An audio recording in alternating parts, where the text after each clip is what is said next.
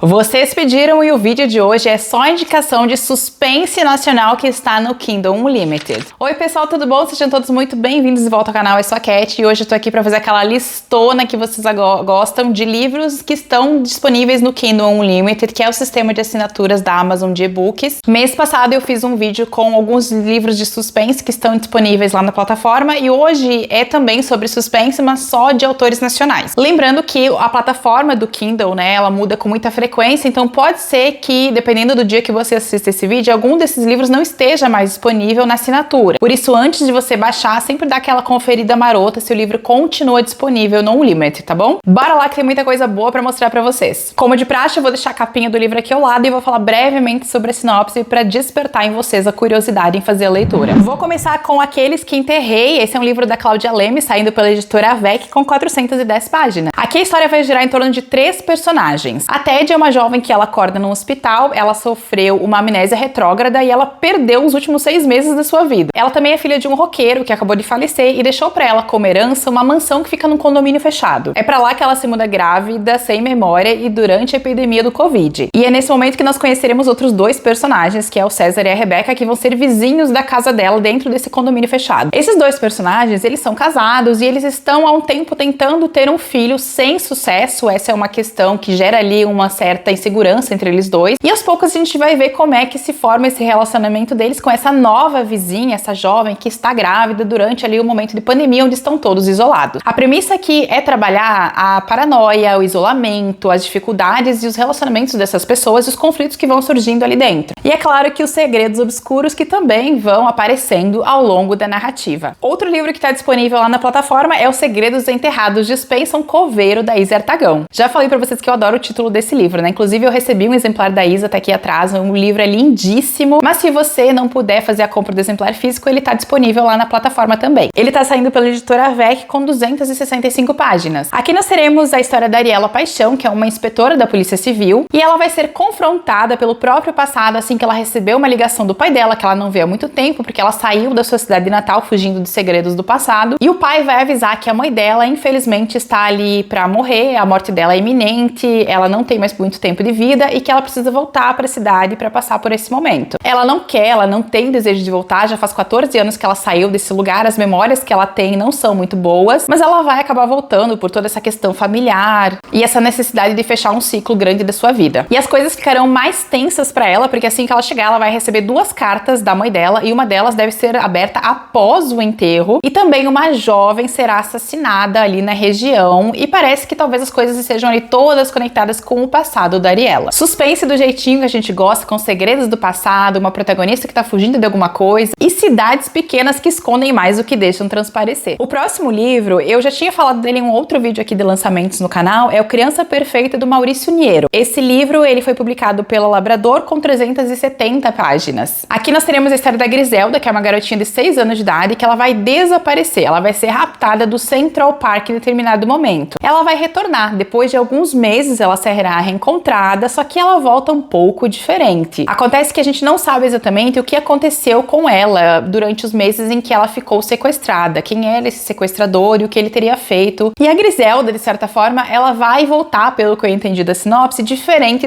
do que ela era antes de partir, antes de ser levada. Esse é um thriller psicológico que promete explorar o limite entre inocência e crueldade. Outro livro que tá na plataforma, e esse inclusive eu já li, já até fiz um resenha pra vocês, é A Última Sentença, da Bettina Muradassi. Esse é um thriller jurídico publicado pela Labrador com 258 páginas. E aqui nós vamos acompanhar uma promotora pública chamada Patrícia Santos, que ela trabalha no setor criminal até um dia em que ela vai sofrer um atentado. Ela percebe a partir daí que a vida dela está em perigo, que ela tem que mudar de rumo dentro da carreira, porque ela está correndo sério risco. Ela vai ser transferida então para o patrimônio público, que tem um ambiente, tem um ritmo totalmente diferente do que ela estava acostumada. Inclusive ela vai demorar ali para se acostumar com aquilo, ela acha até que ela não vai conseguir. E é nesse momento em que ela vai ter contato com um jornalista chamado André, que está investigando ali um grande escândalo de corrupção e que vai precisar da ajuda quase direta dela de alguma forma. A Patrícia também está enfrentando uma série de problemas pessoais, né, no seu casamento, então ali tem uma série de conflitos que vão ser trabalhados ao longo da narrativa junto com a questão da carreira dela. Esse é um livro que, além do suspense e dessa narrativa que acompanha a Patrícia, a gente também vai ter um olhar interno para esse setor jurídico. A gente vai acompanhar como funciona a promotoria pública, pública, como é que são os casos, como são as coisas são arquivadas, como é que elas andam, como elas se movimentam. Então é um livro muito interessante, tanto pela história da Patrícia, quanto por esse pano de fundo que o livro propõe. O próximo livro eu não li ainda, mas já escutei muitas opiniões favoráveis a ele, então eu resolvi colocar ele na lista, que é o Nova Jaguaruara. Esse é um livro do Maurício Lopes e ele se encaixaria no que seria talvez um terror sobrenatural. Esse é um livro que ele tem publicação independente e tem 299 páginas. A história se passa numa pequena cidade no interior do Ceará, que passa por um fenômeno curioso toda meia-noite. Nesse horário, um fenômeno acontece e todas as luzes da cidade desligam durante 1 minuto. É aí que entra em cena o Vicente e sua equipe, que eles estão trabalhando ali em algumas torres de energia e eles vão até o lugar para tentar desvendar esse mistério e descobrir o que está acontecendo. Afinal, eles acham que aquilo tem uma explicação racional. Mas ele vai descobrir que essa pequena cidade guarda muitos segredos obscuros e algumas pessoas vêm desaparecendo há décadas no lugar. É aquele livro que mistura terror, lendas locais, segredos de cidades pequenas que a gente gosta tanto de ler. Outro livro que tem uma pegada policial, eu também já li esse, é O Último Domingo, da Angela Cantoni. Esse livro saiu pela editora Metaficção e no Kindle ele tem 532 páginas. Eu tenho o livro físico e no livro físico ele é um pouco menor, tá? Aqui nós vamos conhecer a Liana e o Benjamin. Ele é um ex-policial federal que ele parou de trabalhar por causa de algumas questões que aconteceram com ele, um caso muito pesado que ele teve que lidar e que acabou causando a ele algumas sequelas emocionais. E a Liana é um personagem que ela acabou de perder a mãe, ela tá de luto, eles são um casal, então é aquele casal que tem algumas problemáticas ali a serem resolvidas. E tudo vai ficar ainda mais complicado quando uma pessoa do convívio pessoal deles for raptada e logo depois assassinada. E o Ben, ele vai levantar a hipótese de que ele sabe quem fez isso, tem a ver com um caso que ele trabalhou na época em que ele estava na Polícia Federal. E ele acha que esse rapto é uma mensagem a ele, é alguma coisa direcionada a ele. E mais assassinatos vão acontecer, todos eles acontecem ao domingo, e a Liana e o Ben precisarão trabalhar juntos para resolver esse mistério. Esse livro tem uma coisa bem interessante, eu até comentei na minha resenha, que a Liana, ela começa como um personagem secundário, mas aos poucos ela vai ganhando força na narrativa e no final, na minha opinião, a protagonista é ela. Outro suspense interessante que eu encontrei lá no Unlimited é A Oitava Garota, do William Bezerra. Esse é um livro que saiu pela editora Voe com 352 páginas. Aqui nós vamos conhecer uma jovem, uma adolescente chamada Ana, que ela se muda com a mãe e com o padrasto para uma fazenda, para o interior. Ela sofre de pesadelos, ela vê coisas assim que ela não consegue explicar muito bem. Inclusive, ela tem sonhos com uma garota sendo assassinada e logo depois a sua melhor amiga, chamada Ruth, vai ser raptada, ela desaparece. E ela percebe que talvez esses sonhos que ela tem, esses momentos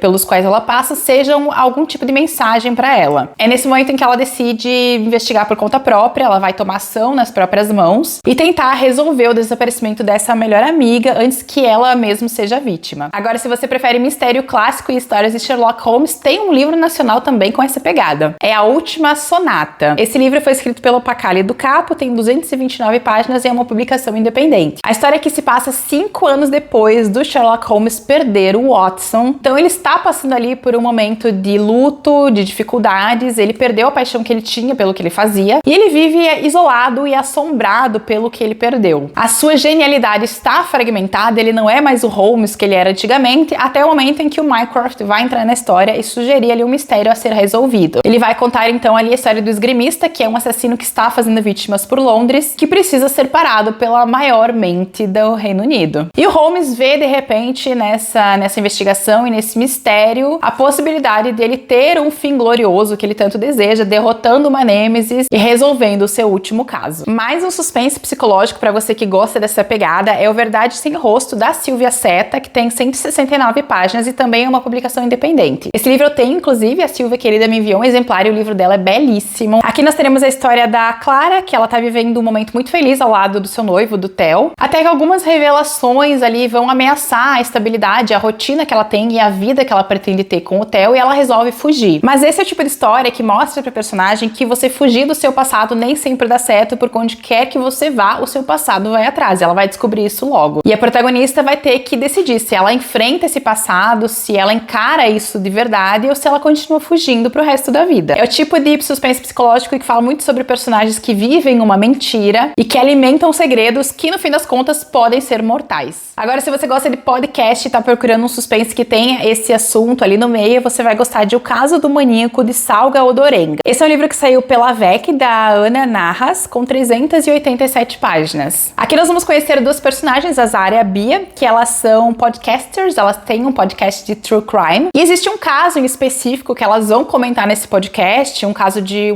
assassinatos de várias jovens que aconteceu ali um tempo antes, quando de repente um outro assassinato acontece, elas vão discutir isso, a possibilidade desse assassino estar na ativa novamente, e é nesse momento que a Zara, uma das protagonistas, vai desaparecer. A Bia resolve então investigar por conta própria, assim que ela percebe que a polícia talvez não esteja dando toda a atenção que o desaparecimento da sua amiga merece, e ela vai seguir os passos da amiga para tentar descobrir o que aconteceu com ela e resolver toda a situação. Agora, se você gosta de múltiplos pontos de vista, um livro que pela sinopse eu acho que vocês podem gostar também é Queime, da Gabriela Leão. Esse foi um livro publicado pela VEC com 306 páginas, e aqui nós teremos como personagem principal uma investigadora chamada Marta Torres. Ela vai ser chamada para investigar um caso de um corpo que foi encontrado carbonizado na zona oeste do Rio de Janeiro, e assim que ela descobrir ali a identidade da vítima, ela vai se colocar à frente de uma situação muito complicada. Esse é um daqueles livros que a gente também vai ter acesso à mente do criminoso ao longo da narrativa, além da narrativa da detetive principal, e é um livro que vai falar muito sobre as questões da justiça, como a gente encara a justiça, como a gente acha que ela deveria agir, e aquela linha tênue entre justiça e vingança com as próprias mãos. Pelo que eu dei uma olhadinha na sinopse e também em algumas resenhas, esse aqui é um daqueles livros que levanta algumas questões morais e faz o leitor refletir sobre o seu próprio senso de justiça. Agora, se você quiser começar uma trilogia do zero, você pode fazer a leitura de Urutau. Esse é um livro da Larissa Brasil, ele tem 535 páginas, e aqui nós seremos levados à cidade fictícia de Goiá e à inspetora Nanda Noronha. Logo de início, nós